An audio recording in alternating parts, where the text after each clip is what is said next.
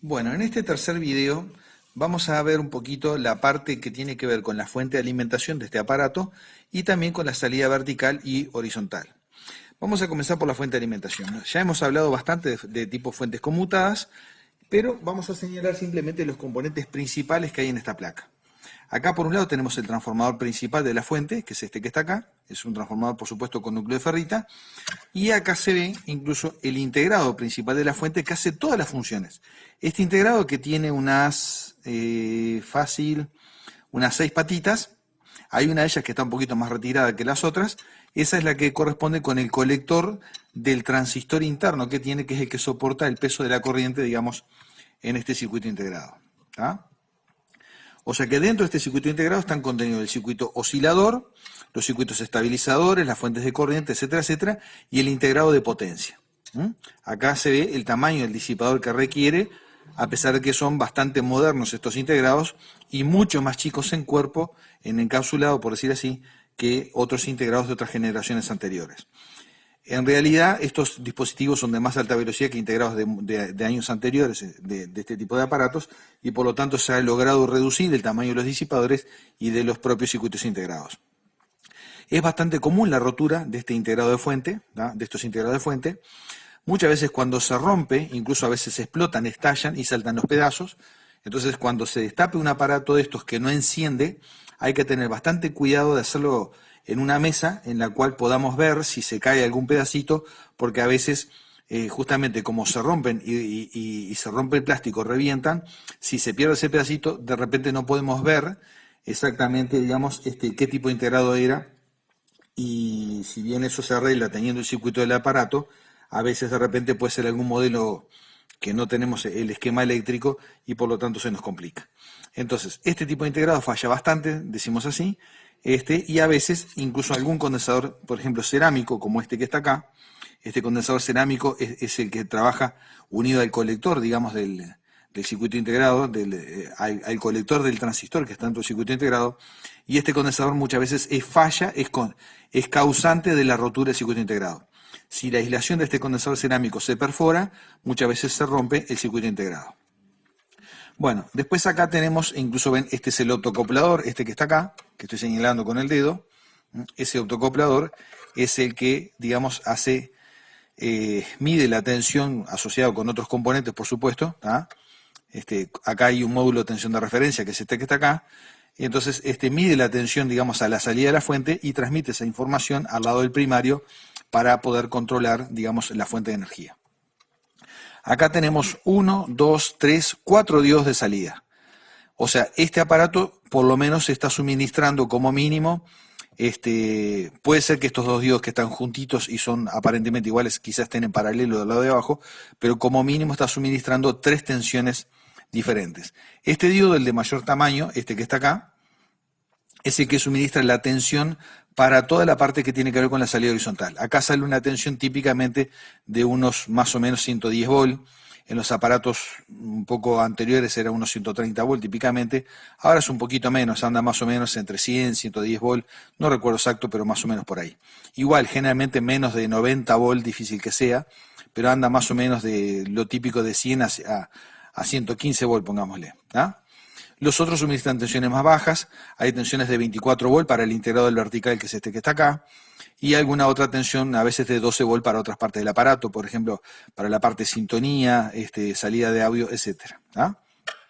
Hay aparatos que pueden manejar más tensiones de salida todavía que esto que está acá. O sea que lo importante, eso sí, el control de la tensión, de la regulación, digamos, de la fuente de alimentación, siempre se hace en base a la tensión mayor, o sea, la que va para la parte de salida horizontal, o sea, en base a la tensión que entrega este diodo acá con sus correspondientes condensadores de filtro. ¿Ven? Todos estos que están acá son los condensadores de filtro para los diodos de salida de la fuente conmutada.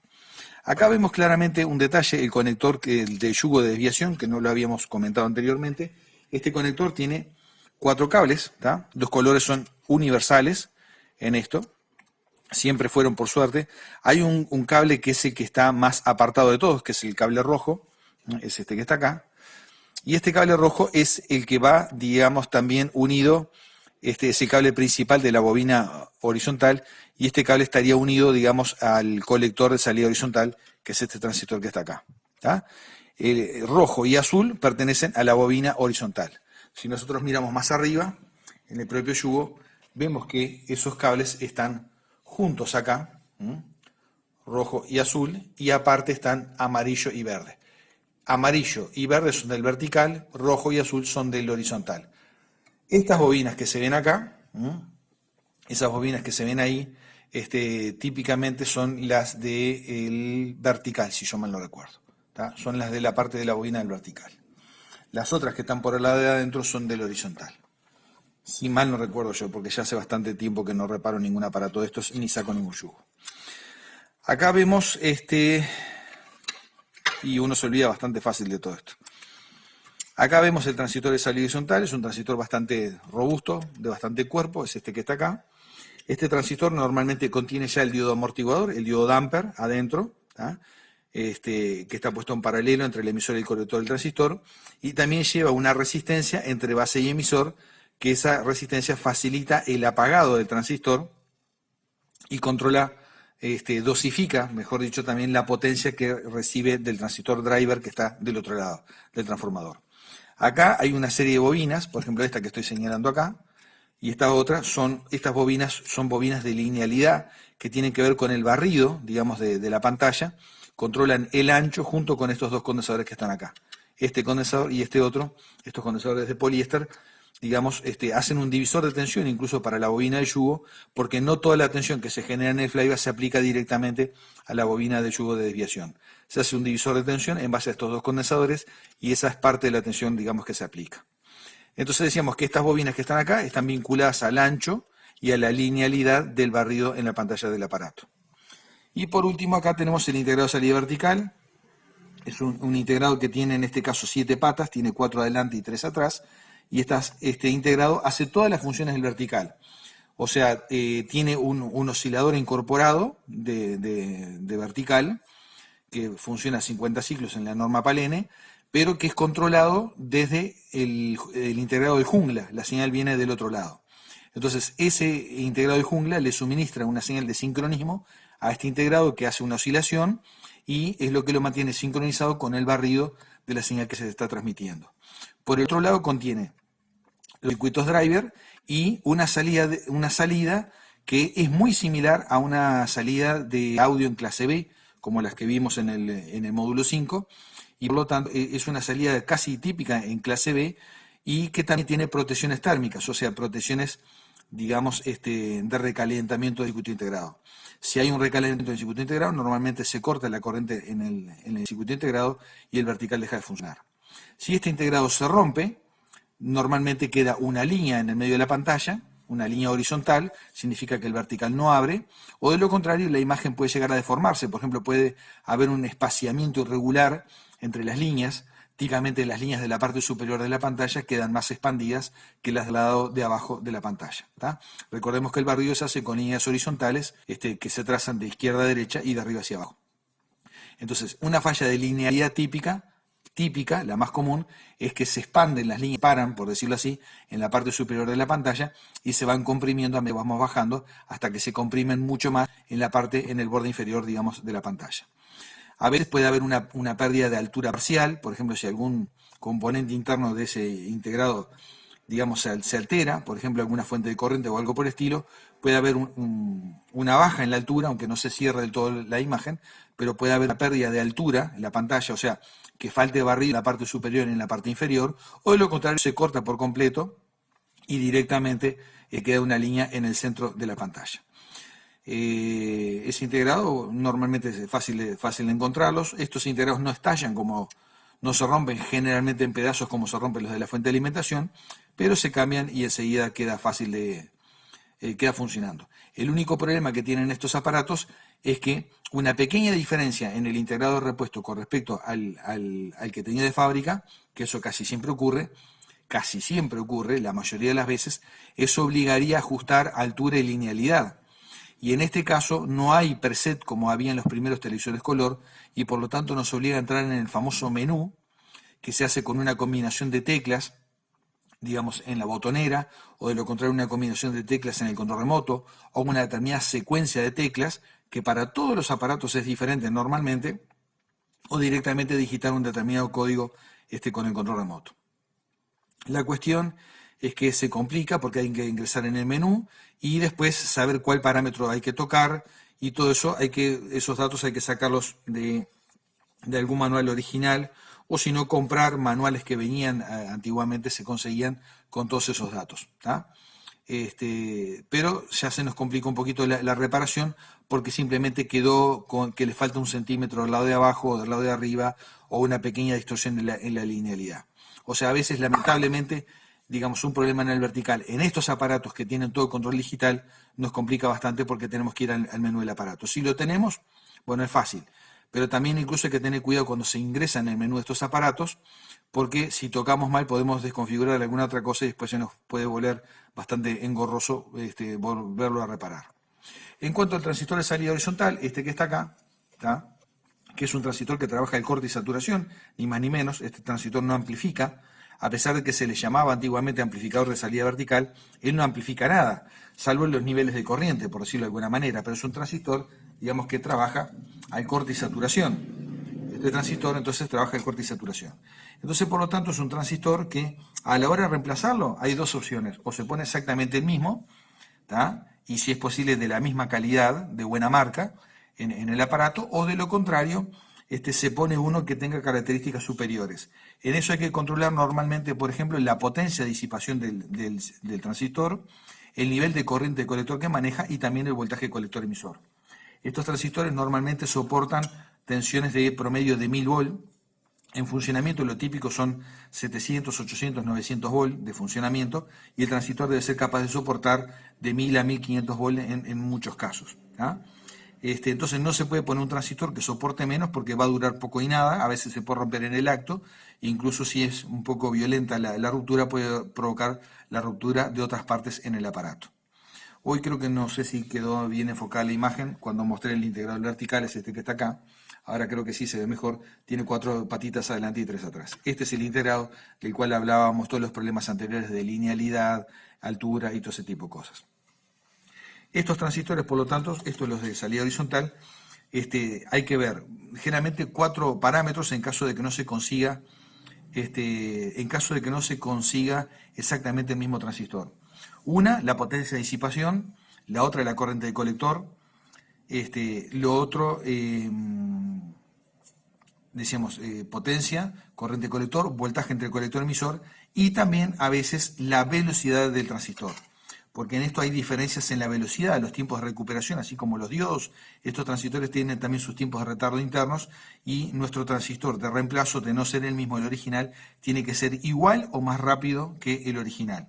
Si nosotros ponemos un transistor que tiene las mismas características de corriente, de voltaje y de potencia, pero ponemos un transistor con tiempos de recuperación más largos, y se va a quemar enseguida, directamente, así nomás. Entonces, lo que es importante es o se pone el mismo, o uno que tenga todas las características superiores, ¿tá?, o por lo menos alguna superior. Pero la velocidad es un tema crítico, ¿tá?, es un tema crítico. La corriente de colector también es fundamental, es sumamente importante, y listo. Y después vamos a mencionar algún detalle con respecto, digamos, al flyback. En este caso, decíamos que de abajo es el control de pantalla, que viene marcado que dice screen; el de arriba dice focus, es el control de foco.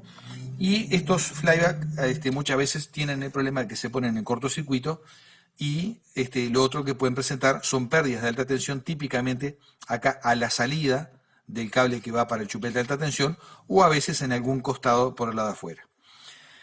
Normalmente estos flybacks se consiguen nuevos, o sea, hay reemplazos, por lo menos chinos, se consiguen, por lo menos se consiguen, es fácil dejarlo andando el aparato, se pueden conseguir. Antiguamente, en los primeros tiempos, cuando costaba encontrar alguna cosa de estas, bueno, a veces si eran fugas de alta tensión había que emparcharlos, a veces había pérdidas acá a la salida, digamos, del cable, y la única solución era limpiar perfectamente bien esto, ¿tá?, y después ponerle algún pegamento de tipo epoxi alrededor, para tratar de blindar, aislar la pérdida de alta tensión, y nada más. Y todavía sí cuadra encintarlo con una cinta vulcanizada, como esa que utilizan los electricistas, para tratar de aislarlo perfectamente bien. Pero siempre todos esos procesos, sea cinta vulcanizada, sea epoxi y todo lo demás, tienen que hacerse limpiando a la perfección, digamos, el cuerpo, digamos, del flyback. Y ojo con los productos de limpieza. No solamente hay que cuidar la seguridad de uno, eso en primer lugar, por supuesto, cuidado con el alcohol isopropílico, todo ese tipo de cosas que ya hablamos, pero también hay que tener cuidado de los productos que se utilizan. Acá no conviene utilizar productos, por ejemplo, como el aguarrás o cosas similares, porque eso puede resquebrajar el plástico. Si resquebraja más el plástico, lo que van a ver son más fugas. Cuando quieran acordar, lo mejor es un trapito con agua directamente, licuar un poquito de detergente y después enjuagarlo con un trapito con agua, secarlo muy pero muy bien, no puede quedar absolutamente nada de humedad y recién ahí después aplicarle, por ejemplo, resina poliéster en el lugar donde corresponda, donde haya habido la perforación, o de lo contrario cinta aisladora si es a la salida del cable acá. Eso estamos hablando, son soluciones como último recurso, lo ideal siempre es cambiar el flyback. Gracias a Dios en los últimos años siempre había flyback para cambiarlo, pero alguna vez tocó de que no hubiera. Bueno, con esto lo que hemos hecho entonces es una descripción general, digamos, de las partes por lo menos que componen un televisor típico de estos. ¿Tá? Acá me olvidé de comentar, este cable, por ejemplo, que está acá, era el que venía del receptor infrarrojo, que está acá, y este otro proviene de la botonera. Ve que son solamente dos cables de la botonera, ¿no? Quiere decir que todos los cables, los botones de la botonera están todos puestos en serie, con resistencias que separan. Entonces, ¿cómo detecta el microprocesador los cambios de canales o cambios de funciones o cambios de volumen? Simplemente por diferencias de voltaje en estos cables. El problema que tiene este tipo de botoneras es que se altera algo internamente en el microprocesador, por ejemplo, algún regulador de voltaje o algo así, y después el teclado no responde correctamente. Era frecuente, por ejemplo, que uno quería, por ejemplo, apretaba el botón del menú y de repente cambiaba de canal, o de repente apretaba el botón de cambio de canal y se apagaba, o cosa similar. Digo, siempre algo no funcionaba a la perfección. Cuando eran nuevitos los aparatos, sí funcionaban bien las botoneras, pero después de un tiempo, después de un par de años de funcionamiento, es difícil que las botoneras funcionaran bien en estos aparatos. Comento esto porque a veces uno al principio dice, bueno, ¿dónde está el problema, no? ¿Por qué la botonera no anda bien? ¿Por qué aprieto un botón y salta otra función que no tiene nada que ver? Y a uno ahí equivocadamente piensa que el microprocesador está completamente roto, y no es que está completamente roto, porque uno, por ejemplo, le aplica la señal del control remoto y sin embargo funciona bien. Pero sí se altera la parte de regulación interna dentro del circuito integrado y de repente ya las tensiones que van para la botonera no son exactas como eran al principio, y eso provoca de repente un cambio justamente en las funciones del teclado cuando aprieta un botón y aparece otra función completamente diferente. Bueno, esto no pretende ser ni mucho menos, digamos, un curso de reacción ni nada por el estilo. Aparte no hemos hablado demasiado de fallas ni nada que se le parezca. Apenas hemos hecho una descripción básica de un chasis. Ya que estamos, vamos a hacer una cosa. Vamos a ver si podemos dar vuelta a la placa para señalar algún problema típico de soldaduras, por ejemplo. A ver si podemos en esta placa. Ahí está. Acá, por ejemplo, tendríamos, por ejemplo, lo siguiente. Este es el flyback. Este tipo de soldaduras muchas veces fallan en estos aparatos. ¿Tá? Hay que vigilar también mucho las soldaduras de la fuente en estos aparatos. Ni que hablar los del microprocesador, como les comentaba hoy, por ejemplo. Que acá lo vemos, el microprocesador, todas las patitas de mismo, y se puede ver que están bastante próximas unas a las otras. Y otras soldaduras que a veces se dan, por ejemplo, yo encontré muchos aparatos fallas, digamos, en el vertical, por ejemplo, que de repente se cortaba el vertical, quedaba una línea en el medio, fallas en el circuito integrado del vertical, fallas simplemente en las soldaduras, nada más. Uno resoldaba el circuito integrado, acá no había que tener tanto cuidado con el microprocesador, pero directamente quedaba solucionado el problema. Bueno, de momento es todo por este video en lo que respecta a este televisor.